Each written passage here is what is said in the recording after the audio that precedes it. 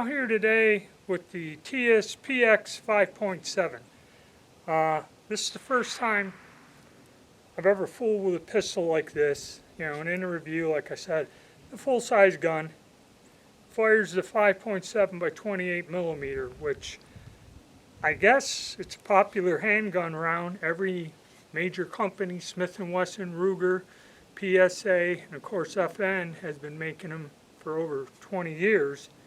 They're quite expensive. The PX57 by Tisas is probably the most budget-friendly gun. If you go to the review I did, this is cut for an optic and everything. And I know Palmetto State Armory sells one, but they're selling the models. They're clearing the models out with without the cut. This is the lowest priced one you can find if you shop around on the internet. And we'll discuss ammunition, the cost, and all that in separate videos. But what we got here today, I got some Fiocchi Dynamics. This is the least expensive of it. Comes in a big bulk pack. We're going to try some Federal. These are just 40 grain full metal jacket. The Federal and the Fiocchi 40 grain full metal jacket. And I got a box FN, and this is high performance. It's a 40 grain Hornady VMAX bullet. And what I'm going to do is I just got a target. And heads up, I tried loading. I'm going to put 10 rounds in each mag. They hold 20, I believe. A mag loader may be something. I had a hard time fumbling with this.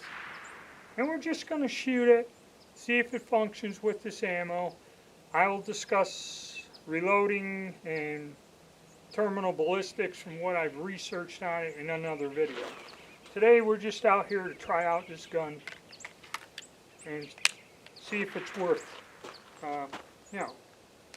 being the low end of the totem pole.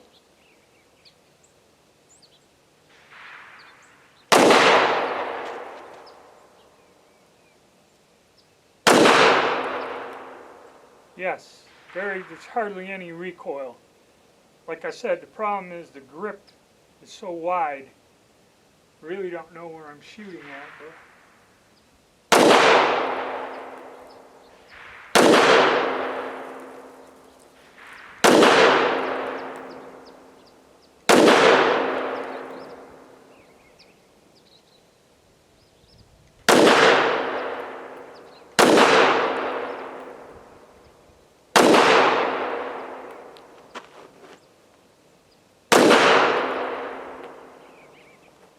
alright, so Fiocchi range ammo, 10 rounds, no problem. We'll go on to the Federal next. Next up, Federal 40 grain full metal jacket.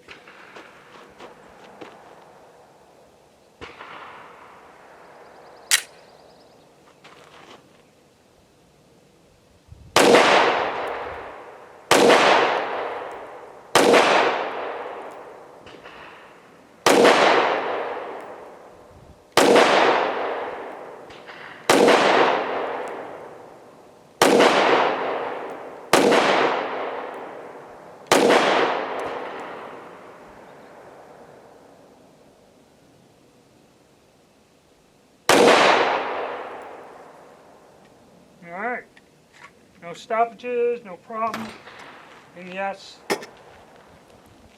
this gun does have absolutely kind of, at least to me, no recoil, so that maybe that was the selling point, and that's kind of true. I can see that now. Next up is the FN with the little AMAX bullets, so I guess they're hollow points or expanding bullets. And this is where you get into this boutique ammo.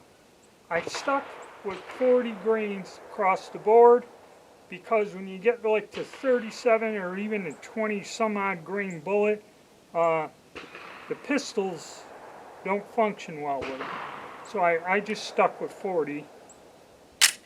And probably, as far as I'm concerned, that's it. Now another thing, the brass is going back about another 17, 20 feet. It's going back over to where the picnic bench and so it's throwing the brass about as far as Tokarev's, you know, something like that.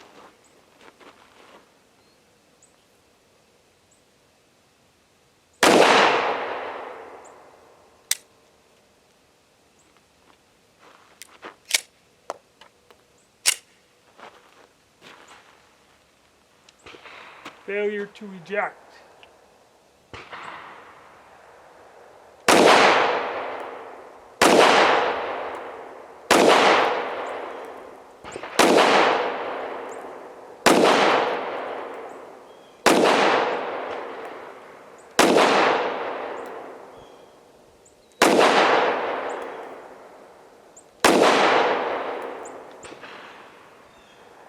Like I said, I have to get used to gripping this gun.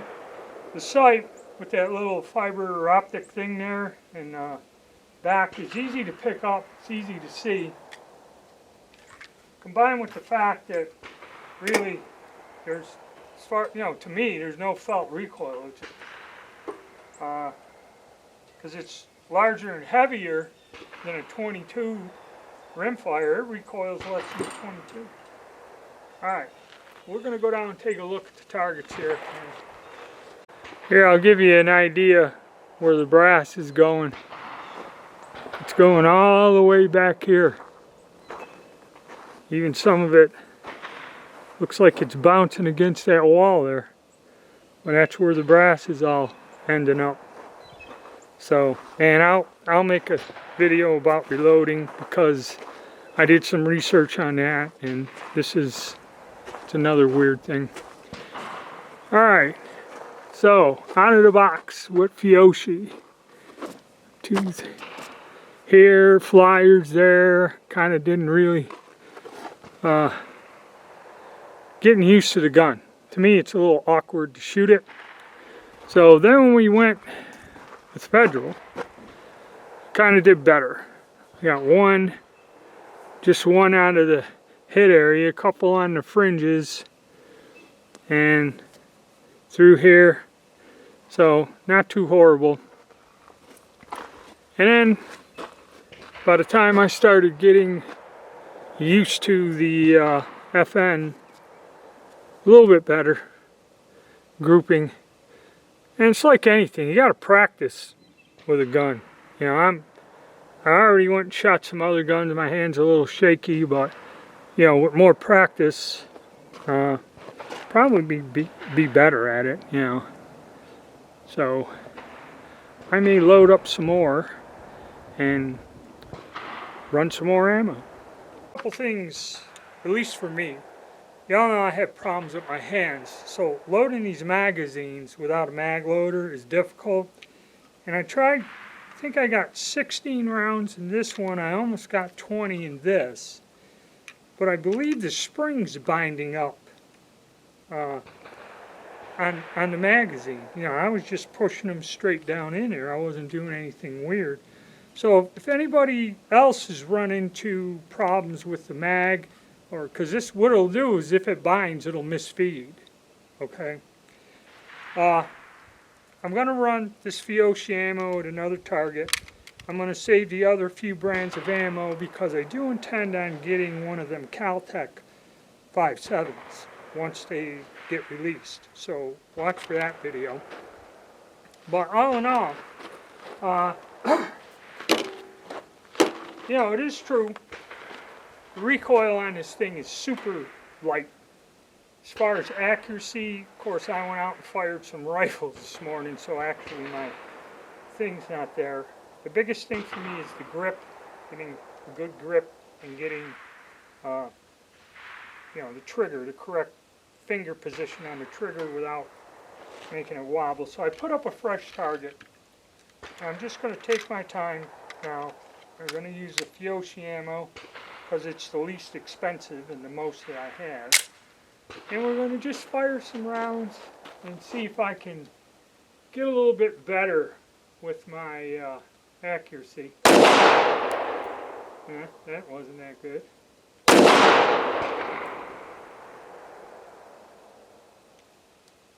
see.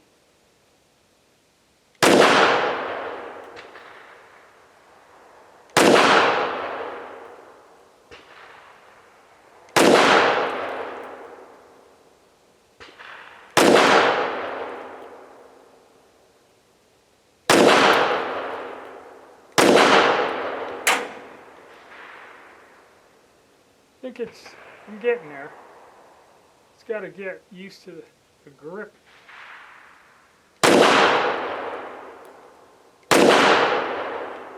Yeah, it's like any handgun. You gotta practice. They're not the same. This one is quite different.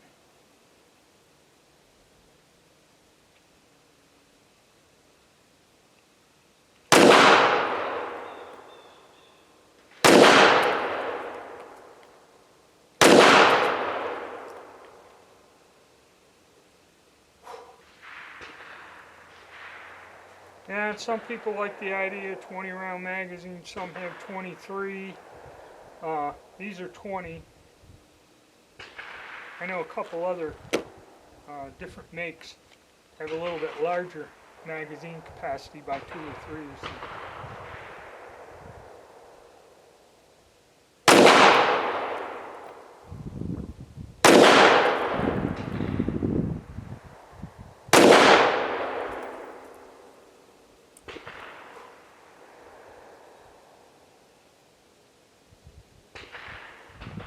Yeah, I'm getting better, even though I'm fatigued. You know, this gun ain't recoiling heavy. Getting a grip that I like. Alright, so even though I thought that spring was going to act up, it didn't. So, no jams, no malfunctions so far. And it is with the VOC ammo. That's this one out. And yeah, after, when you start getting to like 10, 15, down to 20, it does get somewhat difficult to load. So a magazine loader of some sort would probably be a good accessory to get these. And as for concealed carry, this is a service-sized gun. It's a full-size gun. But I'll give you more on my thoughts, which I'll make after our range session.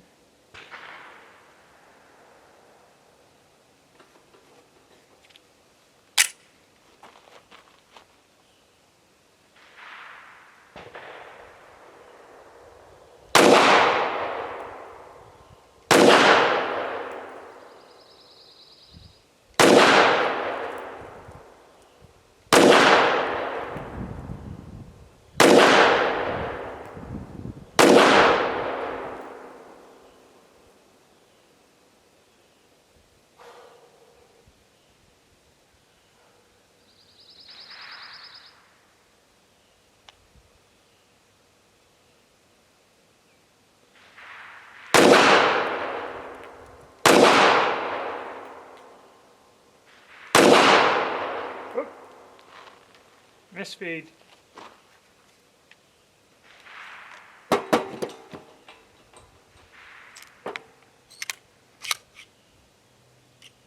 Alright, it ejected the case, but stovepiped around. So I don't know if that has to do with the magazine. About 10, could be. That's about when I started having trouble loading it, which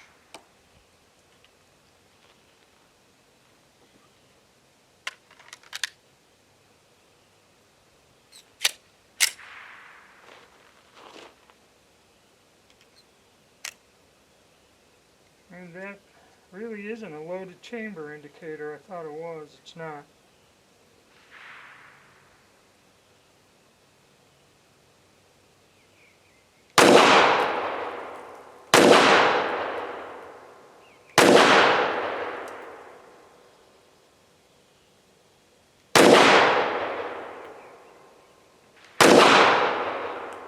Now I'm getting a little wild myself.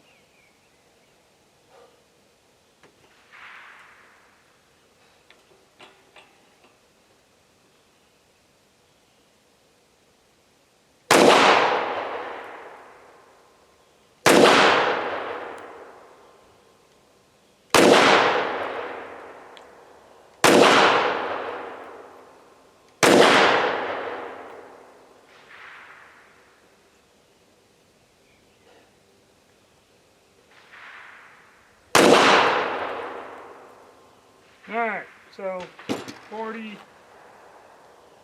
let's see, 10, 20, 30, 40, 50, about 60 rounds, one malfunction.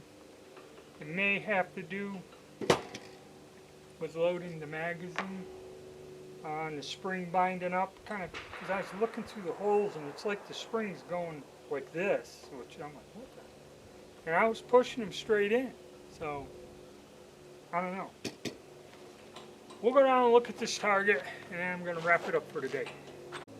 Yes, with practice and taking my time and getting used to the gun, okay, see we're getting better. Alright, again, there's some flyers out there, here, and then I was trying up top. I got 2 in the bullseye, one over there. And these probably, I think, were just up from there, or could have dropped down from making a headshot. Well, I got some in the red. Good portion of them in the 9 and 8. You know. So, with practice, like anything, and like I said, I kind of don't give the gun a fair shake accuracy-wise, because I was out firing high-powered rifles and such before I came here, and a bit fatigued and that. But when I get the other one, or we'll get out, I'll just take it fresh in the morning and give it a try. But from what I can tell, they say it's accurate, and it is. And part of the reason of that is you can hold it steady, and there's no heavy recoil. So, you know, it's a comfortable gun to shoot in terms of recoil. It's just the grip is a tad bit too big for me. So it's kind of a, you know, double-edged sword type of thing. Alright, hit the like button and subscribe, and please stay tuned.